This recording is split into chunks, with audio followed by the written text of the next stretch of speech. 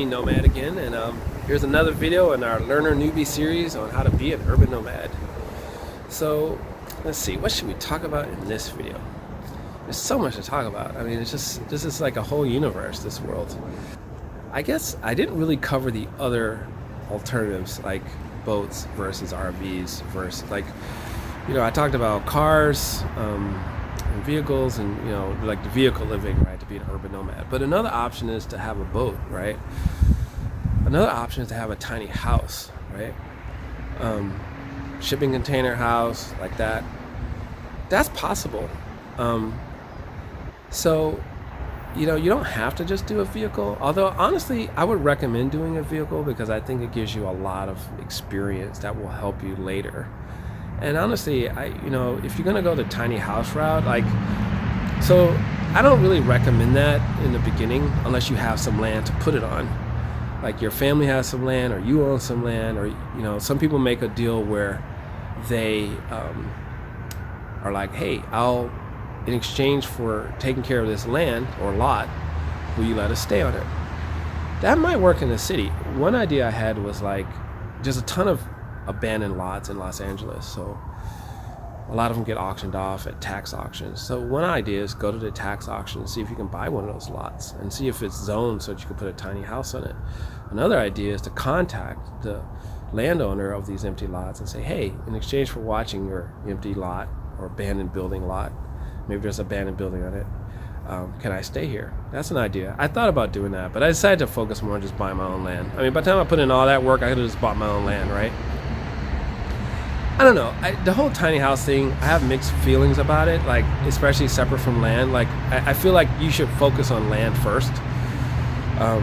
People think, oh, I'll go to a mobile home park and, blah, blah, blah. It's like, no, because you're still renting the land. It's like, we need to think land, people. We need to own the land, okay? No, we're not going to buy a house and then rent the land, which is what people do at mobile home parks. It's like, no. And then a lot of cities like LA, what they're doing now is they're making it so to increase the density, they're creating these things called ADUs, or additional dwelling units, and they change the zoning so that a homeowner can basically put a tiny house in their backyard or in their driveway that meets certain specifications and rent that out. It's great for the homeowner. So these people already own, and now they can make more passive income. But for us people who don't own, well, we had to go be their serfs. It's the same problem. And so I wouldn't buy a tiny house and then figure out where to put it. The first thing is where. My son is always like, oh, we should do tiny house. I'm like, yeah, but we gotta get some land. Land first. First get clear on where you're gonna put the thing, and then we can talk about tiny houses.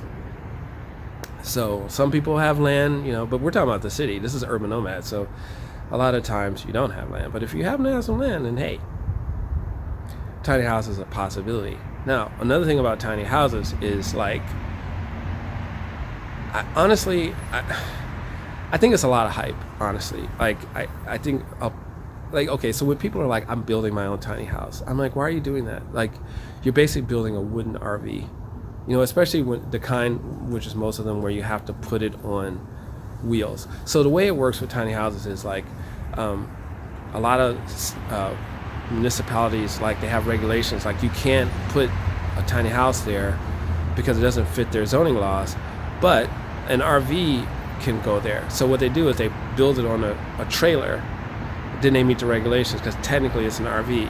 It's just a wooden one that you're building. In those scenarios, I think it's better just buy an RV. Why are you going to put all that work and effort into building a wooden RV? I don't understand. I don't get that. But some people want to do that. If that's your passion, that's your thing, then go for it. I think it would be better if you're going to put that much work into something, get some land that you own and just build a small house. Buy an RV, live on the land, and build a proper house. I don't know. I just think, and then again, you're gonna build your tiny house and then have to rent land from a homeowner. You're still paying rent. We're still right back where we started. We're not getting ahead financially. No. So that's kind of how I feel about. I don't think our tiny houses are options for urban nomads, really. I mean, because you want to get some land, and probably you're gonna have to get land out of the city. So then you're not an urban nomad anymore, are you? You're just a homesteader. So let's see, what are other options? Other options are like boats, right?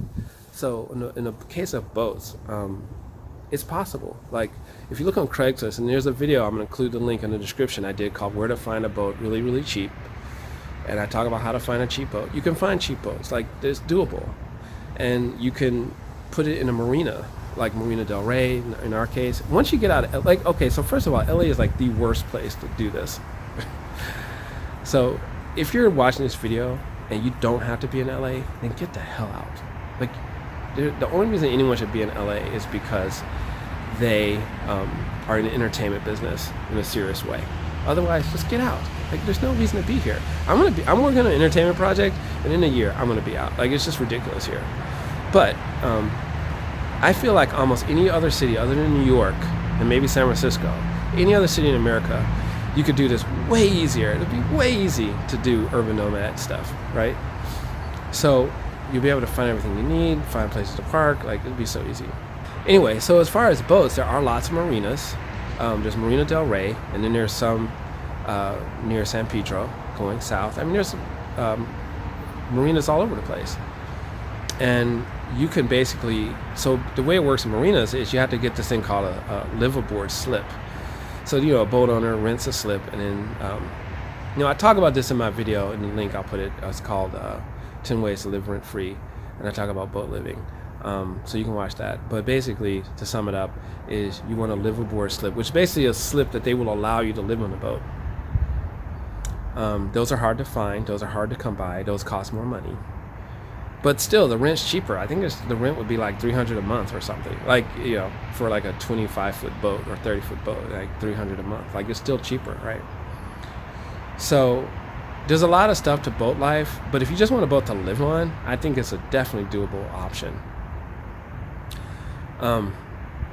But honestly, I feel like if you had to choose between a boat and RV and you're just starting out, I feel like if you have to choose between, like, what should I do? Should I get a boat or an RV? I say get an RV. Or a camper van.